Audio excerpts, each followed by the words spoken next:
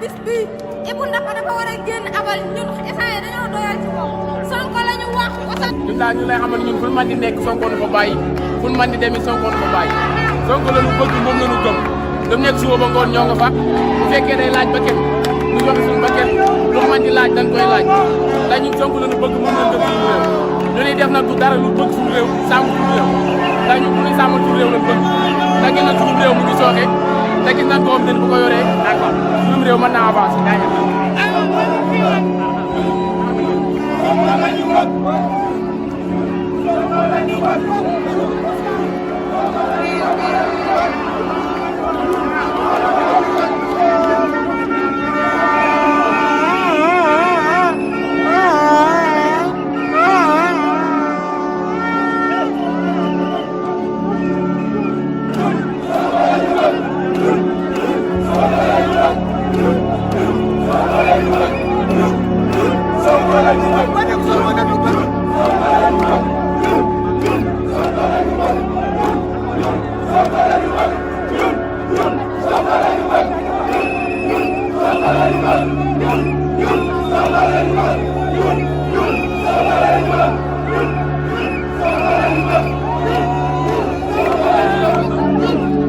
sant yàlla rek parce que am na loo xam ne nii sa waay bu ko sa waay jéemee day sonal boppam rek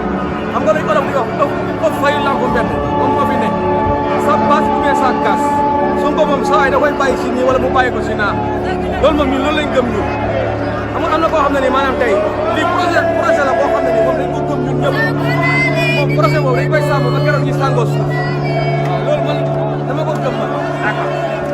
projet boobu ñun dañ koy sàmm ba ñuy sàngoo suuf Macky Sall lu ko neex mën na def waaye ñun faale wuñ ko ëpp nag fayu lamb mbedd moo xam mu wàcce takk der yëpp si suñu kaw mais ñun pare wuñ pour dellu maître dañuy jàmmaarloog moom liñ bëgg dañ koy am par force Sonko kenn mënu koo tere dem élection lii moom Sonko bokkul élection maanaam élection moo am Sénégal moom loolu moom na leer nañ ko signé fii mu leer naññi maanaam mes condoléances la ñuy jaral ñun waaw Ousmane Sonko mu sell bi rek loolu moo ñu fi indi tey ñun dañoo kontaan rek mbégte rek nelawuñu guddi biig ba léegi ñoo ngi xool ngir meeting bis bii rek lañ doon xaar bis bii Ibou Ndaka dafa war a génn abal ñun instant yii dañoo doyal ci moom Sonko la ñu wax wasalaam gasta rek. ñu ngi taxaw ñu ngi xaw a fatigué ndax Ousmane Sonko mais nag jar na ko sérieux sonn nañ mais moo ñu ko jaral donc buñ taxawee fii yenn fii depuis suba ngir moom gisaguñ ko mais li ñuy xaar rek mu am ku ko laal bañ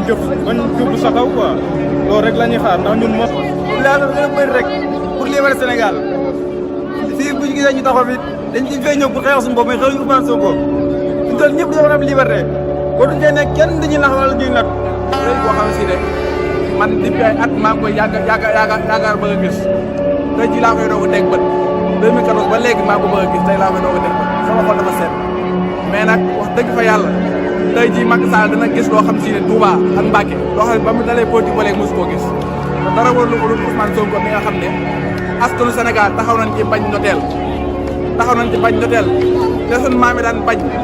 ba tey leen ko gën a bañ ndax sunu maam yi bu ñu taxawoon nan waroon taxawee kon tey jii lii nga xam ne si ne moo am tey Sénégal ci fruit ci ñàkk ak tooñaange lépp dana dañ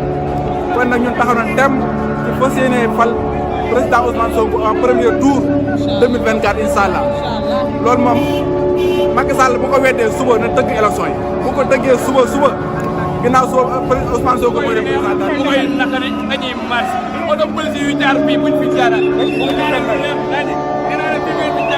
am problème ñi ay patriote leen Ousmane Sonko la ñu gëm moom la ñu gëm moom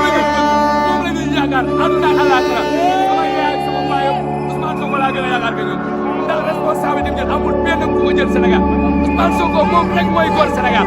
moom jabatam rek ñooy góor ku dul Ousmane Sonko jabatam doo góor ndax Macky not na la jox na la xaalis jox na la jàmm ñun duñ doon jàmm ba ilaa yu mu diini xanaa ñu dee tëdd suuf man Saalum laa maa ngi dëgg ma Abdoulaye Seydou Sow mi xam ñun duñ ay jàmm ñun ay góor leen Macky Sall da daan toog ma toog sama kanam maam ilaa duñ jàmm te duñ doon jàmm ba ilaa yu mu diini Ousmane Sonko danañ ko dugal pare par force